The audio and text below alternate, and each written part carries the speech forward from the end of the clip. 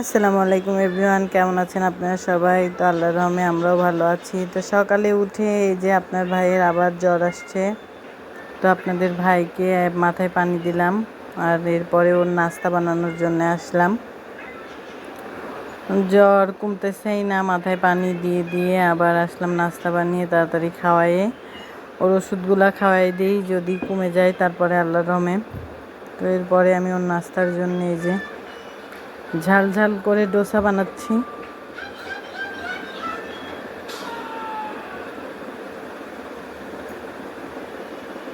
ডোসা আমি খুব যে ডোসার মতোই বানাতে পারি তাও না, পারি টুকটাক হালকা, তবে মজা হয়।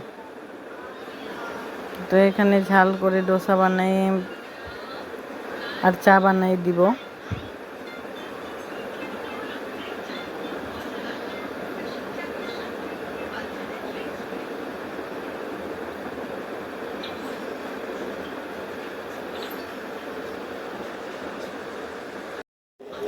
তো আমি যখন ভয়েস দিচ্ছি তখন আসলে চাঁদ রাত অলরেডি শুরু হয়েছে, চারপাশে মাইকে ঈদ মোবারক জানাচ্ছে মসজিদ থেকে।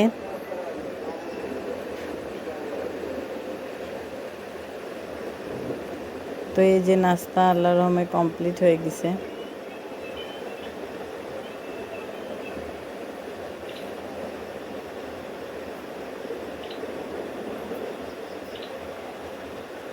তো আপনাদের ভাইয়ের জন্য সবাই দোয়া করবেন, ওনার যেন জ্বরটা খুব দ্রুতই সেরে যায়, সুস্থ হয়ে যায়।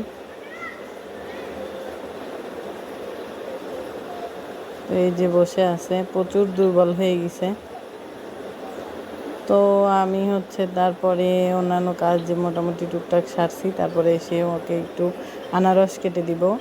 জ্বর মুখে তেমন একটা খাবার খেতেই পারতেছে না, তো আনারস মালটা এগুলাই ডাক্তার খাইতে বলছে।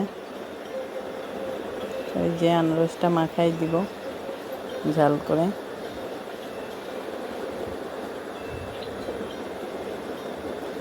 জ্বর মুখে ঝাল খাবারটা মোটামুটি ভালো লাগে।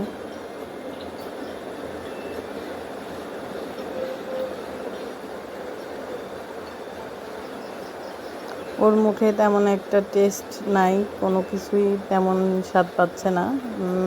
সাধারণত জ্বর আসলে সবারই এরকম হয়, ম্যাক্সিমাম মানুষই বলে যে খেতে পারতেছি না, স্বাদ নাই। তো ওর ওইটাই হয়েছে। কোথায় সবাই ঈদের আনন্দ করতেছে।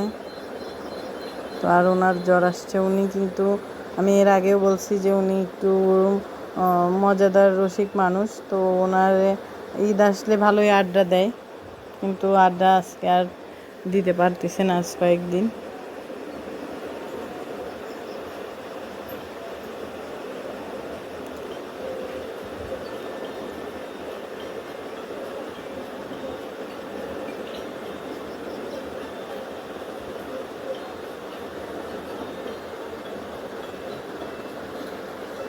বাহিরে থাকা মানুষ ঘরে বসে একইভাবে থাকতেও পারতেছে না, ভালো লাগতেছে না, আমাকে বলতেছে আর কত এভাবে থাকা যায়।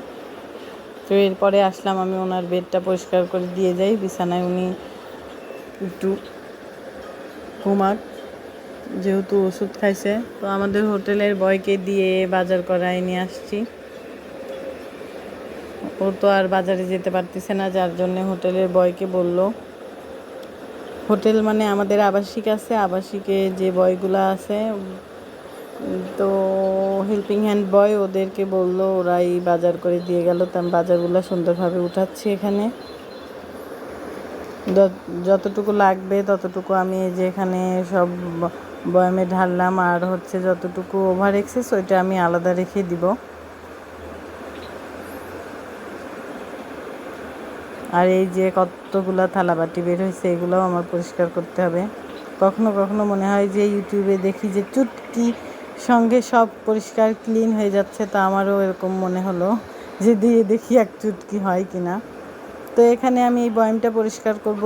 কিচেন টিপস হিসাবে বলতেছি যে যাদের হাত আমার মতো 2.5 কিলো তাদের তো এই বয়ামের মধ্যে কখনোই হাত যাবে না। তো তারা এই যে স্টিলের এই লোহার ঝাঁঝরিটা, এটা দিয়ে বয়ামের মধ্যে এরকম বাড়ি দিলেই ইনশাল্লাহ বয়ামটা অনেক ঝকঝকা পরিষ্কার হয়ে যায়।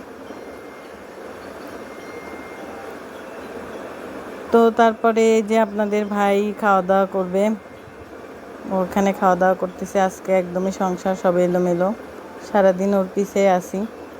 তো আজকের ভিডিওটা এতটুকুই। সবাই ভালো থাকবেন, সুস্থ থাকবেন, আমাদের জন্য দোয়া করবেন। আমার ভিডিওটা ভালো লাগলে লাইক করবেন, কমেন্ট করবেন, শেয়ার করবেন, প্লিজ সাবস্ক্রাইব করবেন।